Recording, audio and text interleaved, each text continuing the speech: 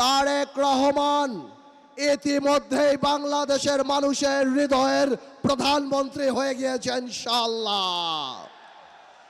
আজ থেকে 14 বছর আগে সংসদে দাঁড়িয়ে বলেছিলাম, তৎকালীন প্রধানমন্ত্রীর চোখে চোখ রেখে তারেক রহমান বাংলাদেশে আসবে। আপনাদের মনে আছে? তারেক রহমান আলহামদুলিল্লাহ বাংলাদেশে চলে এসেছে। প্রিয় বরিশালবাসী, আসসালামু আলাইকুম। মঞ্চে উপস্থিত জাতীয় নেতৃবৃন্দ এবং বাংলাদেশ জাতীয়তাবাদী দল বিএনপির সম্মানিত চেয়ারম্যান, আসসালামু আলাইকুম। প্রথমেই বলে দিয়েছে মাত্র 2 মিনিট।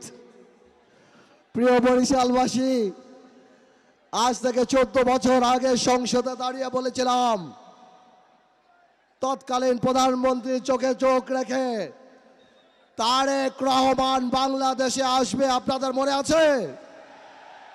তারেক রহমান আলহামদুলিল্লাহ বাংলাদেশে চলে এসেছে।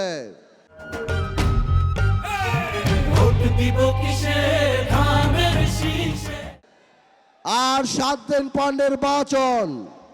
নির্বাচন ইনশাআল্লাহ। বাংলাদেশে যতগুলি পাবলিক মিটিং, জনসভায় দেখলাম তারেক রহমান ইতিমধ্যেই বাংলাদেশের মানুষের হৃদয়ের প্রধানমন্ত্রী হয়ে গিয়েছে ইনশাআল্লাহ।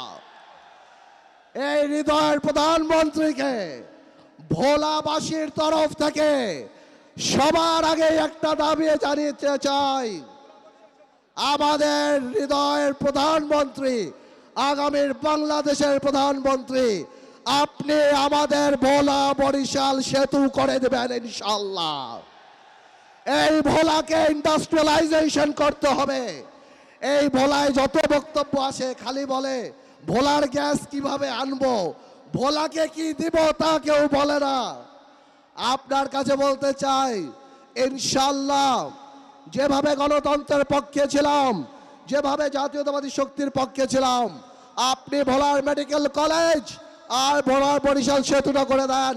সারা জীবন জাতীয়তাবাদীর পক্ষে থেকে এই গণতন্ত্রের পতাকা ইনশাআল্লাহ উত্তোলন করে রাখবো। আলহামদুলিল্লাহ। আসসালামু আলাইকুম। সবাই ভালো থাকবেন।